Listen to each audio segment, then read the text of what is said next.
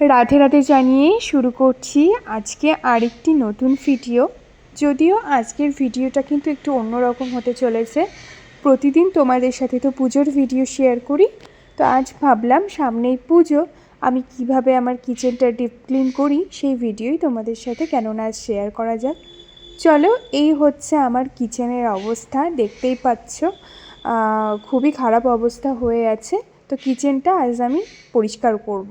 যদিও এটা রান্না করার পরে বলে এতটা খারাপ, প্রতিদিন এতটা খারাপ অবশ্যই থাকে না। আমি প্রতিদিন রান্নাঘরটা আমার মতো করে পরিষ্কার করে রাখি, কিন্তু সপ্তাহে একটা দিন করে আমি কিন্তু ডিপ ক্লিনিং করি। তো সেটাই ভাবলাম তোমাদের সাথে কেননা শেয়ার করি। তো এই যে স্টিলের কন্টেনারগুলো আছে, তো এই কন্টেনারগুলো আমি জাস্ট একটু মুছে নেব। আমি অবশ্য যখনই আমি কন্টেনারে যেটা রাখি সেই জিনিসটা যখনই ফুরিয়ে যায় তখনই কিন্তু কন্টেনারগুলো আমি সার্ফ জল দিয়ে ধুয়ে নিই। তো যেহেতু এগুলোতে এখনও কিছু ফোড়াইনি, আর আমি সঙ্গেরটা সঙ্গে করতেই পছন্দ করি, মানে যখন যেটা ফুরিয়ে যায় তখন সেটা পরিষ্কার করে নিই, তাতে করে কি হয় ঝুট ঝামেলাটা একটু কম হয়। আর দেখো এখানে কতটা ধুলো পড়ে গেছে, দেখেছো? এটা কিন্তু প্রত্যেক সপ্তাহে মুছি, তারপরেও এতটা ধুলো পড়ে যায়। আসলে রাস্তার সাইডে বাড়ি হলে এই সমস্যাগুলো কিন্তু ফেস করতেই হয়। ভালোভাবে আমার এই কিচেন র্যাকটা আমি কিন্তু পরিষ্কার করে নিচ্ছি। আমার কিচেনে এখনও অনেকটাই কাজ বাকি আছে, তবুও এখন যেভাবে সাজিয়েছি, যেটুকু যা করেছি সেটুকুই তো সুন্দর করে রাখতে হবে। এবার এই কন্টেনারগুলো ভালোভাবে মুছে আমি কিন্তু আরেকটা শুকনো কাপড় দিয়েও মুছে নিয়েছি, নিয়ে সুন্দরভাবে কিন্তু এগুলো এখানে রেখে দিচ্ছি। আর এগুলো না বেশ ভালো লাগে দেখতে, কিচেনটা কিন্তু কালারফুল লাগে। তো এই যে জিরের কৌটোটা এখানে রেখে দিচ্ছি, এটাই আছে 5 ফোড়ন। আর এটাতে কিন্তু গোলমরিচ ছিল, যেটা ফুরিয়ে যাওয়ার পর আমি কৌটোটা ওয়াশ করে ওখানটায় রেখে দিয়েছি। আর এখানে দেখো লবণ শেষ হয়ে গেছে, তো লবণটা আমি আর ঢালিনি, কারণ ওই যে বললাম আমি যে কোনো জিনিস ফুরিয়ে যাওয়ার সাথে সাথে সেই কন্টেনারটা পরিষ্কার করে তবেই তাতে জিনিস রাখি, তাতে করে ঝামেলাও কম হয়, কৌটোগুলো নোংরাও কম হয়। এবার এই গরম মশলা আর গোটা গরম মশলার 2 কন্টেনার দুটো আমি কিন্তু পরিষ্কার করে নেব। আর এর ভিতরে ওই নর্মালি যে পাঁপড় ভাজা বা লুচি ভাজার তেলগুলো থাকে সেগুলো ঠান্ডা করে ওর ভিতরে ঢেলে রাখি, যাতে পরবর্তীতে আমার ওগুলো কাজে লাগে। তো এটাও ভালোভাবে নিচটাও মুছে নিলাম, নিচটাও প্রচুর পরিমাণে কিন্তু নোংরা জমেছিল। যদিও সপ্তাহে পরিষ্কার করি তবুও দেখো এই পরিমাণে নোংরা জমে। আর এই যে কন্টেনার দুটো দেখলে ওর ভিতরে কিন্তু আমার নিরামিষ হলুদ লবণ ওগুলোই থাকে, তো ওগুলো আমি ওই প্রায়ই পরিষ্কার করা পরে ফুরিয়ে গেলেই পরিষ্কার করে নিই, সেরামিকের কন্টেনার দুটো। এবার কিন্তু এই ট্রেটা আমি মুছে নেব। এই ট্রেটা কিছুদিন আগে আমি ভালো করে ধুয়ে কিন্তু অয়েল দিয়ে মুছেছিলাম, যেহেতু এটা উডের, তো সেই জন্য এটা কিন্তু অয়েল দিয়ে মুছে নিয়েছিলাম। তো আজকে নর্মালি একটু মুছে রাখলাম। আর এই ক্যাপসিকাম জার দুটোর মধ্যে একটাতে আমার নিরামিষ জিরে থাকে, আর একটাতে তেজপাতা রাখি আমি। তো এগুলো এখানটায় রেখে দিলাম, যেহেতু এই জায়গাটা এখন ফাঁকা পড়ে থাকবে, তো আপাতত ওখানেই রাখলাম, পরে জায়গায় রেখে দেবো। ভাবলাম হলুদের কৌটোটাও কেননা পরিষ্কার করে নিই, ওই জন্য হলুদটাই হোয়াইট কালারের কন্টেনারটার মধ্যে ঢেলে এখানটায় রেখে দিলাম। তারপরে দেখো হলুদের কৌটোটা আমি ভালো করে কিন্তু জলে ভিজিয়ে দিলাম। হলুদের কন্টেনারগুলোর যে প্রবলেম হয় সেটা হচ্ছে যতই মাজো না কেন হলুদের দাগ কিন্তু উঠতে চায় না। আমার এই অয়েলের কন্টেনারগুলো আমি কিন্তু নিয়ে চলে এসেছি। এবার এই অয়েলের কন্টেনারগুলো আমি কিভাবে পরিষ্কার করি সেটা তোমরা দেখো। অয়েলের কন্টেনারগুলো আমি কিন্তু এই ভীম যে সাবানটা আছে, এই বাসন মাজার এই সাবানটা দিয়েই করি।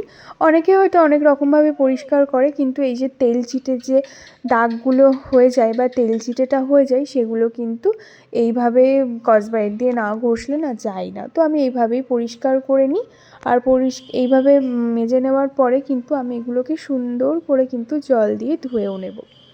এবার দেখো আমি ভালো করে জল দিয়ে ধুয়ে নিচ্ছি। আর ভালো করে জল দিয়ে ধুয়ে নেওয়ার পর আমি কিন্তু এগুলো একটা শুকনো কাপড় দিয়েও মুছে নিই, কেননা শুকনো কাপড় দিয়ে না মুছলে কিন্তু একটা দাগ দাগ থেকে যায়।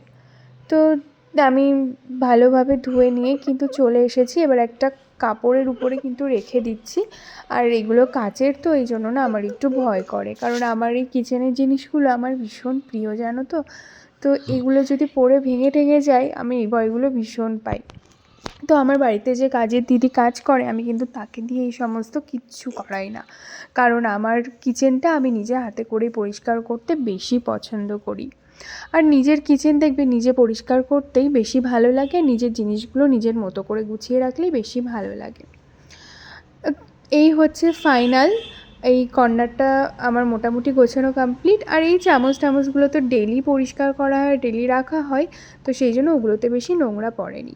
আমি আমার কিচেনটা ডেইলি ক্লিন রাখার চেষ্টা করি, কিন্তু কিছু কিছু জিনিস থাকে সেগুলো উইকে একবার করতেই হয়। তো এইভাবে যদি ডেইলি কিচেনটাকে ক্লিন করে রাখা যায় তাহলে কিন্তু প্রচুর খাটনিটা কম হয়। আর সপ্তাহে একদিন একটু হালকা ডিপ ক্লিন করে নিলে কিন্তু ওই মাসের শেষে কিচেনটা সত্যিই নোংরা কম হয়।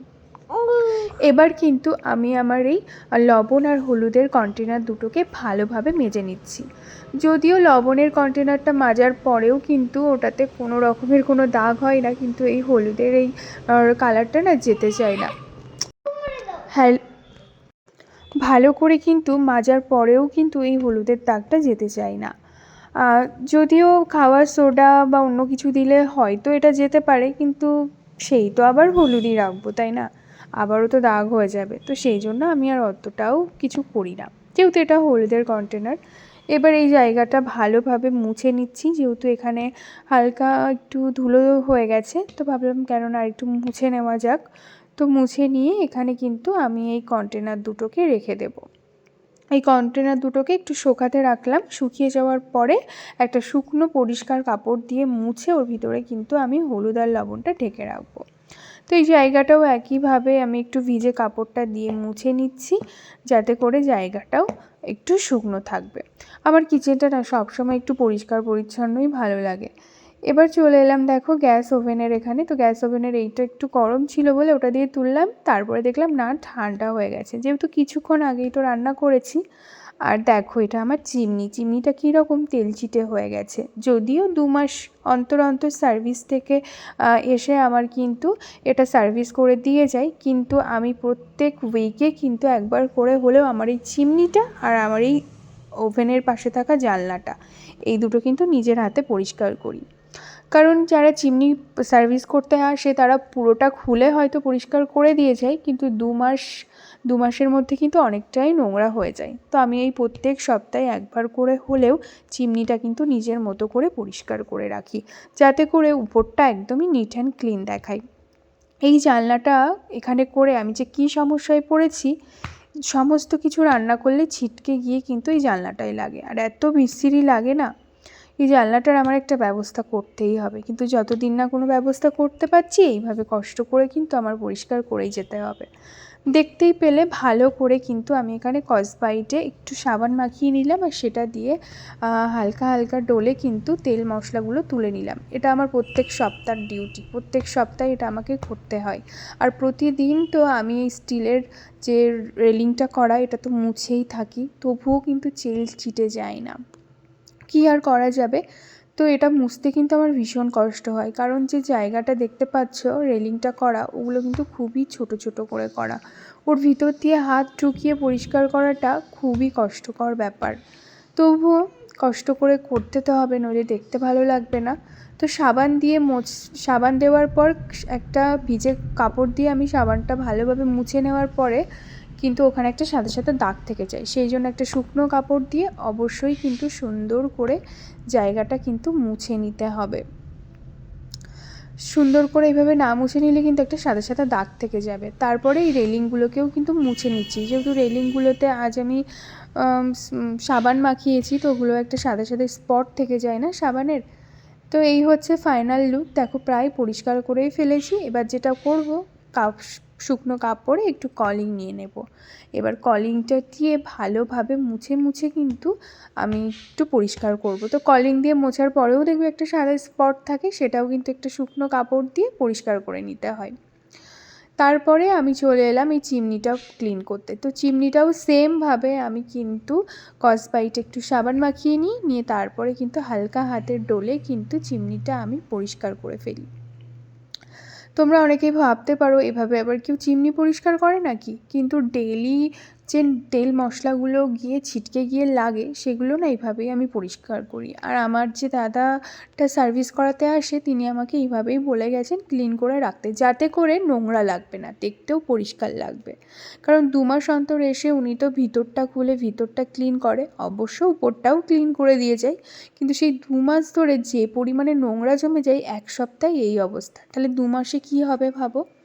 তো আমি এইভাবেই পরিষ্কার করি। তোমাদের বাড়িতেও যাদের চিমনি আছে তোমরাও কিন্তু এই পদ্ধতিটা অ্যাপ্লাই করে দেখতেই পারো। এটাই কিন্তু কোনো রকমের কোনো স্ক্র্যাচ দাগ কিছুই পড়ে না, সুন্দরভাবে ওই গ্যাস স্টোভ যেভাবে আমরা ক্লিন করি ওভাবেই কিন্তু এটাও ক্লিনই হয়ে যায়। তারপর একটা ভিজে কাপড়, ওই যেভাবে জানলাটা পরিষ্কার করলাম সেভাবেই কিন্তু একটা ভিজে কাপড় দিয়ে আমি কিন্তু এই সাবানটা ভালোভাবে এখান থেকে তুলে নিচ্ছি, মানে মুছে নিচ্ছি আর কি। তো এইভাবে মুছে নিলে কিন্তু বেশ পরিষ্কারই লাগে। আর কি বলো তো, এটা মুছতে না আমার ভীষণ কষ্ট হয়ে যায়, যেহেতু আমার কিচেনের টেবিলটা কেটে উঁচু, তারপরে এই চিমনিটাও হয়ে গেছে উঁচুতে লাগানো, মানে যেরকম জায়গায় লাগানো পড়ে আর কি। তারপরে একটা শুকনো কাপড় দিয়ে মুছে নিচ্ছি, যাতে করে ওই সাদা সাদা দাগটা যেন না হয়। তো এই শুকনো কাপড় দিয়ে মোছার পরে কিন্তু আমি কিন্তু একটু কলিং লাগিয়েও মুছে নিয়েছি, ঠিক আছে, কারণ একটু কলিং দিয়ে মুছলে কিন্তু বেশ চকচক করে। তো একটু কলিং দিয়েও কিন্তু আমি সুন্দর করে মুছে নিয়েছি। আর এই দেখো এই তেলগুলো চুইয়ে চুইয়ে এই ট্রেটার মধ্যে পড়ে, তো এটার আমি কিছু করি না, এটা ওই সার্ভিস সেন্টার থেকে যখন আসে ওই দাদাদেরকে দিয়ে পরিষ্কার করিয়ে নিই। তো এটা হালকাভাবে এখানে এবার লাগিয়ে দিলাম, আর হালকা সাইড দিয়ে একটুখানি হচ্ছে তেল চুইয়ে চুইয়ে পড়ছিল, তো সেইগুলো আমি একটুখানি মুছে নিলাম। আমার গ্যাস ওভেনটা এবার ক্লিন করতে চলে এলাম। সেমভাবে এই বাসন মাজার এই স্পার্কেল সাবান দিয়েই কিন্তু আমি হালকাভাবে গ্যাস ওভেনটা পরিষ্কার করছি। গ্যাস ওভেনটা কিন্তু আমি প্রতিদিন রান্নার শেষে পরিষ্কার করি। আমার রান্নার দিদি এটা প্রতিদিন রান্নার শেষে কিন্তু বাসন মাজার সময় তাকে বলে রেখেছি, সে কিন্তু হালকাভাবে এইভাবেই ক্লিন করে রেখে যায়। আর প্রত্যেক সপ্তাহে আমি সুন্দরভাবে এটাকে মুছে নিই।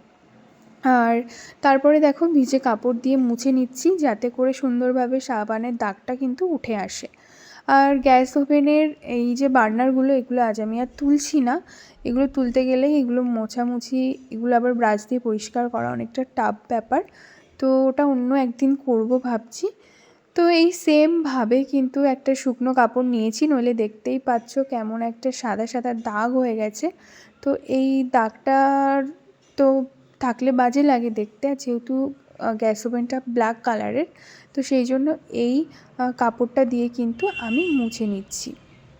তো সুন্দর করে মুছে নিলাম দেখতেই পেলে। তারপরে কিন্তু একটু কলিং লাগিয়ে সেম প্রসেসে আমি কিন্তু মুছে নিলাম। এই কলিংটা দিয়ে কিন্তু আমি প্রায় প্রতিদিনই কিন্তু আমার ওভেনটাকে মুছি, যেহেতু আমার ওভেনটা কিন্তু ব্ল্যাক কালারের, আর রাস্তার সাইডে বাড়ি হওয়ার কারণে প্রচুর ধুলোবালি এসে পড়ে, যেন আর কতটা বোঝাও যায়। যাই হোক, এভাবে কিন্তু পরিষ্কার করতে আমার ভীষণ কষ্ট হয়ে যায়। তোমাদের সাথে হয়তো 18-20 মিনিটের একটা ভিডিও আমি শেয়ার করছি, কিন্তু যেদিন আমি সপ্তাহে 1 দিন করে আমার কিচেনটা ডিপ ক্লিন করি আমার প্রায় 2 ঘন্টা লেগে যায়। নর্মালি কিচেনটা পরিষ্কার করতে কিন্তু 1 ঘন্টা লেগেই যায়, প্রতিদিনের কথা বলছি। আর তারপরে কিন্তু এই ডিপ ক্লিন করতে গিয়ে 2 ঘন্টা মতন আমার কিন্তু লেগেই যায়, আর ভীষণ কষ্টও হয়ে যায়। তারপরে কিন্তু টেবিলটাও একটু ওই কলিং দিয়েই মুছে নিলাম। এবারে বার্নারের এগুলো কি বলে আমি ঠিক জানি না, তো ওভেনের ওখানে দেওয়া হয়, তো এটাও আমি কিন্তু সুন্দর করে মেজে নিচ্ছি আর কি। আর তারপরে কিন্তু এই সাঁড়াশিটাও আমি ধুয়ে নিচ্ছি। তো এগুলো ধুয়ে হালকা একটু শুকিয়ে গেলে আমি কিন্তু এগুলো ওভেনে লাগিয়ে দেবো। তো ভিডিওর ভিতরেই তোমাদেরকে একটা কথা বলবো, আমি প্রতিদিন কিন্তু পুজোর ভিডিও আপলোড করি, কিন্তু পুজোর ভিডিও তো প্রতিদিন আর কি একই ধরনের ভিডিও হয়ে যায়, সেই জন্য মাঝে মাঝে একটু চেঞ্জ করে করে কিন্তু আমি ভিডিওগুলো দেওয়ার চেষ্টা করি। তো ভিডিওটা ভালো লাগলে অবশ্যই বন্ধুরা একটা লাইক, কমেন্ট, শেয়ার করো, আর নতুন হয়ে থাকলে সাবস্ক্রাইব করে আমার পাশে থেকো, কারণ তোমাদের সাপোর্ট ছাড়া এগিয়ে যাওয়া একদমই সম্ভব না। তারপরে এই সিঙ্কটা আমি এই স্কচব্রাইট দিয়ে কিন্তু ভালো করে পরিষ্কার করে নিচ্ছি। যদিও এটা রোজকারই কাজ, সিঙ্কটা কিন্তু প্রতিদিন এইভাবে পরিষ্কার করা উচিত, তাতে করে ব্যাকটেরিয়ার আশঙ্কাটাও কিন্তু কম থাকে। এগুলো অবশ্য প্রতিদিন আমি করি না, এই সপ্তাহে একদিন করে আমি করি। আমার যে কাজের দিদি আছে ওনাকে বলা আছে, উনি প্রতিদিন এইভাবেই পরিষ্কার করে রেখে যায়। তো তারপরে দেখো সুন্দরভাবে কিন্তু আমি জল দিয়ে ধুয়ে নিচ্ছি, কারণ ওই যে এইভাবে ভালো করে না ধুলে কিন্তু একটা সাদা সাদা দাগ থেকে যায়। আর আমার রান্নার দিদি যখন প্রথম এগুলো পরিষ্কার করতে বলতাম, উনি নর্মালি এটা ধুয়ে রেখে চলে যেত। তো একদিনে ওনাকে দেখিয়ে দিলাম এইভাবে পরিষ্কার করবে, তারপর থেকে উনি এইভাবেই পরিষ্কার করে। যে জায়গাটায় আমরা বাসন ধুই, বাসন রাখি, সেই জায়গাটা আগে ক্লিন রাখা কিন্তু সবচাইতে দরকার। এই মানি প্ল্যান্ট দুটো কিন্তু থাকে হচ্ছে আমার গ্যাস ওভেনের পাশে, যার কারণে এটাতে কিন্তু প্রচুর পরিমাণে তেল চিটে হয়ে যায়। আর গাছের পাতাগুলো তো দেখতেই পেলে কেমন তেল চিটে হয়ে গেছে। তো এইগুলো কিন্তু আমি সুন্দর করে এখন ক্লিন করে নেব। প্রথমে আমি কিন্তু এই পাতাগুলোকে ভালো করে পরিষ্কার করে নেব। ভালো করে পরিষ্কার করেও কিন্তু এই তেল চিটে খুব একটা যেতে চাই না, কিন্তু গাছ তো, গাছের উপরে তো আমি আর সাবান জল লাগাতে পারবো না। তো ঠিক আছে, কী আর করা যাবে, কিচেন একটু সুন্দর দেখাতে গেলে এটা হবেই। গাছগুলোকে সুন্দরভাবে ধুয়ে নিচ্ছি, একটু ডোলেই ধোয়ার চেষ্টা করছি যাতে করে গাছেরও ক্ষতি না হয়, আবার এই তেল চিটেগুলোও সুন্দরভাবে উঠে যায়। মানি প্ল্যান্ট গাছ কিন্তু আমার কাছে বহু বছর ধরে আছে, আর এই গাছগুলো কিন্তু কাটিং থেকে গ্রো করা ভীষণই সহজ।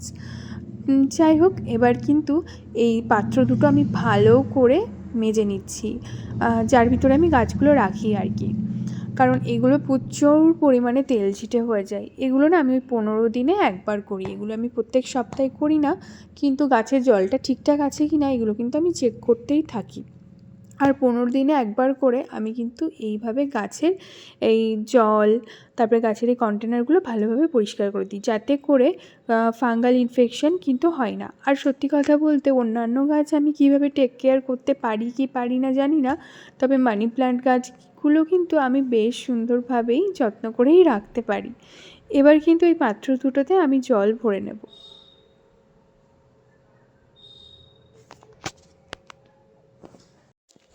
এরপরে কিন্তু আমি গাছগুলোকে এর ভিতরে আস্তে আস্তে করে বসিয়ে দেব, যাতে করে গাছগুলো বেশ সুন্দর লাগে দেখতে। আর 15 দিনে একবার করে হলেও গাছের জল পাল্টে, গাছগুলোকে ধুয়ে, পাত্রটা ক্লিন করে এইভাবে গাছগুলোকে রাখলে কিন্তু গাছও ভালো থাকে, ফাঙ্গাল ইনফেকশানও কম হয়, আর কিন্তু গাছগুলো একটু সতেজ থাকে। আর সব সময় যেহেতু এগুলো গ্যাস ওভেনের পাশে থাকে, তো প্রচুর পরিমাণে কিন্তু হিটও লাগে। যাই হোক, কিচেনটা আমার মোটামুটি ক্লিন করা কিন্তু হয়ে গেছে। এখনও প্রচুর কাজ বাকি আছে, কিন্তু এইটুকু কাজ করতে আমার 2 ঘন্টার উপরে সময় লেগে গেছিলো। তো যেটুকু আমি ভিডিও করেছি ভাবলাম এইটুকুই তোমাদের সাথে শেয়ার করি, পরে আবার যা যা ক্লিন করবো সেগুলোর একটা অন্য ভিডিও বানাবো।